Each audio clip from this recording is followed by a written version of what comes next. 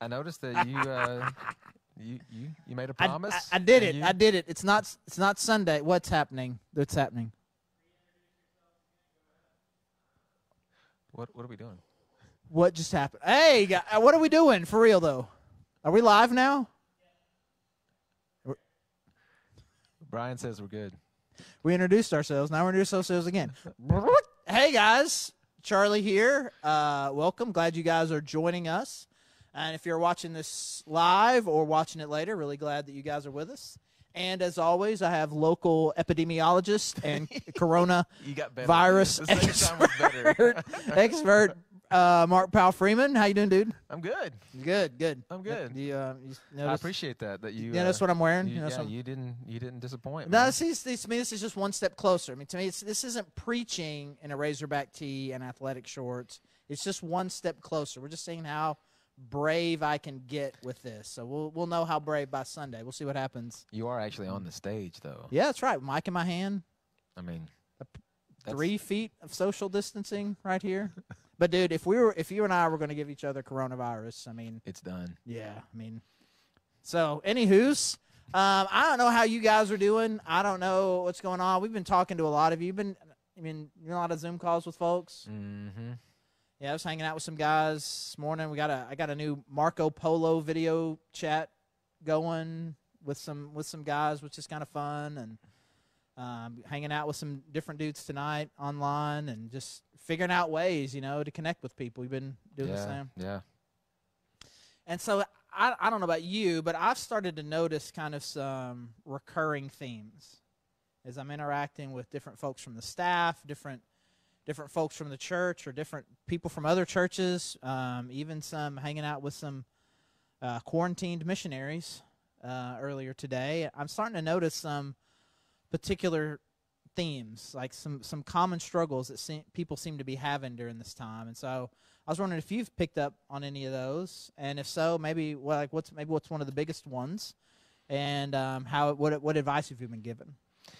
Yeah, I mean, I think with everybody, in the house together, for some that is a very different day to day than what they're used to, and the added pressure of doing school and people that are trying to figure out how to do work from home, and then at the same time, what does it look like to be a good parent? What does it look like to be a good spouse? I think there's just an added pressure that all of a sudden was just there, and everybody's like, "Oh my goodness, man, this is." There's been a few folks that I talked to that they just almost couldn't put it into words, like, how is this going to work out? Right. Yeah, and as I've thought about that, advice that I've given and just am trying to act on in our house is, man, our homes just have to be full of a lot of grace right now. A lot well said. I need a lot of grace. I need to give a lot of grace as we carry around the weight of this, and everybody carrying it a bit differently. In my home, we've got several different personality types, and it's just interesting how this scenario and the chaos affects all of us in a different way. You've got like almost all of the Enneagram types. There's we 9 just Enneagram types, and about you have finished. 6 people. We got 6 You people. have 3 more. Like maybe the dog is a different Enneagram type, and then you just got anyways. So you were in the middle of saying my something teacup really. Chihuahua's definitely got one of them. 7's probably a 7. Aren't all teacup anyways. Yeah, and Terry and I are opposites, and so the way that we're feeling about it, the way that we're dealing with it is just. But even me, I think I kind of got caught off guard by the whole thing because of my bent towards being optimistic. Oh, it'll be all right, and it'll it's not going to affect us that much. And then all of a sudden, here we are. Right. And it's not that. And so as I try to digest that, I've needed grace. I just think our homes already need to have more and more of that. So this is just a great opportunity to try to practice. Hey, I'm broken, you're broken. We're all under this roof together in tight quarters, and dealing with this differently. How do I give you some margin to be you? That's real good. Yeah, a couple things I've been thinking about, and one of them is something you and I talked about. I think even last week, is that you're bent towards productivity, right? And with a few exceptions, man, most of us right now are not as productive as we normally would be. I mean, there's just and that's frustrating. Yeah, and you can do everything that you possibly can to make your work environment. You're just not going to be as productive at home with kids or just with changing job circumstances.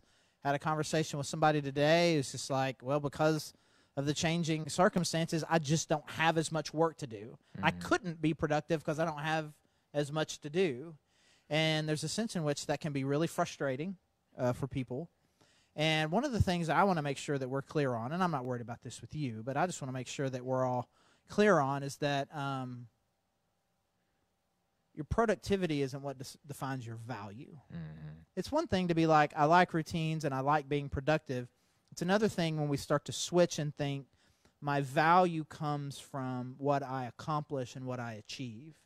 And so even if a little bit of you believes that, then suddenly your productivity gets reduced. Now my value has been reduced. I'm not as important, I'm not as valuable as I once was because of my drop in productivity. And I think it's really important for us to keep our focus on that our value comes primarily through our relationship with God through Christ. The creator God of the universe sacrificed his son for you, which you can't increase your value beyond that. That is, if you are of infinite value in the eyes of God. And even secondarily from that, those of us who are quarantined and trapped, I mean, there's lots of other ways that you are being valuable, even if you're not being work productive. Just in loving your family well, like you're saying. I'm extending grace today. I'm loving well, and I think that's really important. And so I think we just got to make sure that we're not allowing ourselves to get tangled into this. Like, my value, my importance comes from what I do. And I was talking to some guys.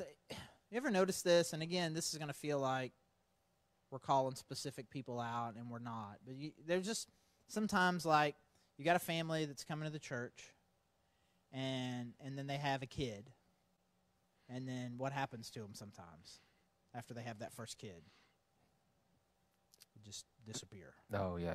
They just disappear. Maybe it's not the first. Sometimes it's just too tough. It's too difficult. Yeah, and so life's too hard, life's too stressful, and now I got this kid, and so I can't handle it all, and so what I do is I give up church. And I was talking to a group of guys about that today, just how many of us are feeling this is all too much, and what we're giving up are the things that help us the most. So now I'm giving up my quiet time. I'm giving up the things that give me spiritual connection with God, that are designed to really keep me personally and spiritually healthy. I'm so overwhelmed by life, I'm giving up the things that give me life. It's like I'm so sick and I'm so tired from being sick, I don't have the energy to take medicine. Is a little bit what that's like. So when their lives get overwhelmed, they drop out of church or they drop out of small group, I'm starting to see some of those same kinds of things. So what are some ways for somebody who their normal routine, some of it they can't help. They can't help that a lot of the things that they do for spiritual growth aren't the same. What are some things you would recommend for somebody to, in the absence of old routines, still finding ways to kind of prioritize spiritual growth? I mean, one thing that's always been big for me, and if it hasn't been a practice that I would encourage, is just getting out and going for a walk, and just talking silently or out loud to God, and making those prayers very verbal. I mean, both being cooped up and getting outside and just having some fresh air and some sunshine. I think the next few days are going to be awesome. It's just reminded me, it seems like it's been more valuable as of late because of that. It feels like it's just life-giving, you know. There's been some beautiful sunsets. Just a reminder that God is still on the throne. He cares. He listens to all of my belly aching, you know. I don't know. that's been really good. And I remember this. There was this conference speaker that I heard several years ago, and he was terrible and boring and awful. And so it's amazing to me that he said one thing that I remembered. It was really good. He was using the analogy of when you're in the airplane. Say, well, if the cabin pressure drops, these things will drop from the sky. It's like, and if you have a kid, you put on the mask on yourself first, and then help your kid. And the analogy that he used was, if you're going to be in a situation where you are providing love and care for someone else, the most important thing that you can do is to make sure that you're doing self-care well. Because if you're not healthy, you can't help someone else. And so I think it's just really important for us to make sure that we're continuing to prioritize that. Even if you feel like you've got so much going on and you've got so many people that you have to help and there's so many things that are going on in your life and our house, and blah, blah, blah, all the more important for you to take some time, carve out some time where you and God can get together through prayer and through the Word and connect, and you can get personally healthy so that then you can then be who you need to be in this stressful time. Yeah, that's good. So we're trying to get into some new routines. We started a new routine today here on Tuesday, which is a different day for us, Mark and I, to be together. We're trying some different things this week to try to make sure that we are helping you and supporting you as best we can. Encourage you guys to stay connected to our different social media accounts, make sure you know what's going on, and so that we can still be the church to you in any way that we can. And so we're going to be talking about different things, Mark and I on Tuesday, maybe some other times during the week we'll be talking about. If there's things that you wish we were talking about that would be a help to you, would be an encouragement to you, please feel free to put those in the comments. We would love to hear it. We're definitely open to suggestions. We'd love to hear from you the best way that we can serve and help you during times like this. Mark, as always, it was good to be with you. And appreciate you guys, and hope you have a blessed week.